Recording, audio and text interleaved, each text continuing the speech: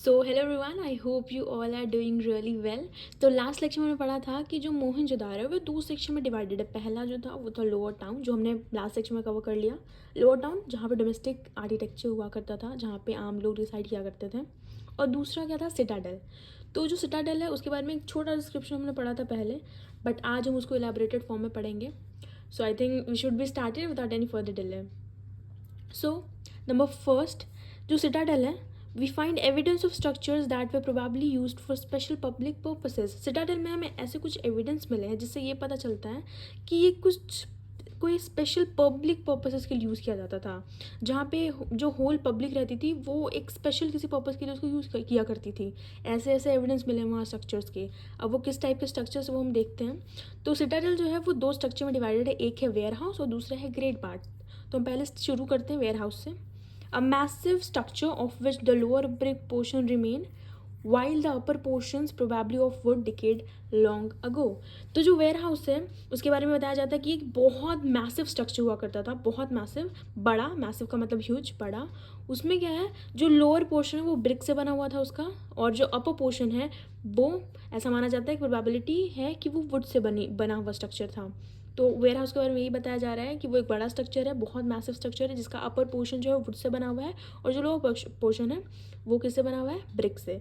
और ये जो स्ट्रक्चर है वो बहुत ही लंबे समय पहले ही डिके हो चुका है, right. Now the next thing is great bath. Great bath थोड़ा कॉम्प्लेक्स है, इसको आराम से धीरे धीरे करके हम लोग समझेंगे।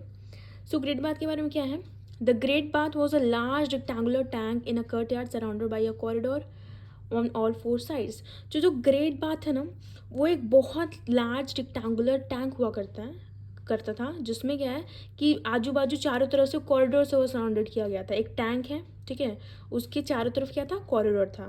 Now there were two flights of steps on the north and the south leading to the tank.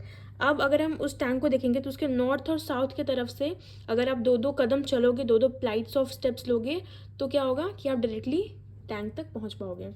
Tank was made watertight by setting bricks on edge and using a mortar of gypsum. तो अगर वो tank है तो उसको water tight तो करना पड़ेगा। तो वाटर टाइट किस तरीके से किया जाता था, उसमें ब्रिक बना दिया जाता था एजेस पे, और उसमें जिप्सम का मोटर भी यूज़ किया जाता था। There were rooms on three sides and one of which was a large well. Tank के तीन तरफ क्या था, तीनों तरफ जो है वो रूम बना गया था, जिसमें एक रूम में बहुत बड़ा वेल हुआ करता था। वेल मतलब कुआं। Water from the tank flowed into a huge drain. जो टैंक का वाटर है वो एक बहुत ही बड़े ड्रेन में फ्लो किया करता था, वहाँ जाया करता था एक बड़े ड्रेन में। Across a lane to north lay a smaller building with 8 bathrooms, 4 on each side of the corridor, with drains from each bathroom connecting to a drain that ran along the corridors। तो जो लेन है north ले में, वहाँ पे एक building पाई गई थी, जिसमें क्या है ना, 8 बाथरूम, वो उस बिल्डिंग में 8 बाथरूम हुआ करता था। और ऐसे उस स्ट्रक्चर को बनाया गया था कि 4 बाथरूम एक साइड ऑफ कॉरिडोर पे और 4 बाथरूम दूसरे साइड ऑफ कॉरिडोर पे, राइट। अब अगर बाथरूम है तो उसमें ड्रेन तो होगा, क्योंकि हमने पहले ड्रेनेज सिस्टम पढ़ा इस चैप्टर में कि हाँ वहाँ पे ड्रेन्स का बहुत अच्छा एक पर्टिकुलर सिस्टम हुआ करता था।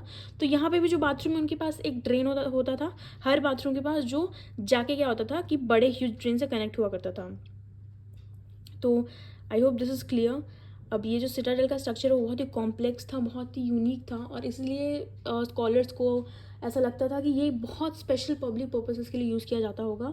कभी होता है ना, किसी फेस्टिवल को लेके या किसी ऐसे स्पेशल ओकेजन को लेके इस जगह को यूज़ किया जाता होगा, ऐसा वहाँ के स्कॉलर्स का मानना था। सो आज के लेक्चर में इतना ही। Thank you so much for watching. Please stay tuned for the further videos. Keep supporting, keep learning, I'll keep making videos for you. Thank you.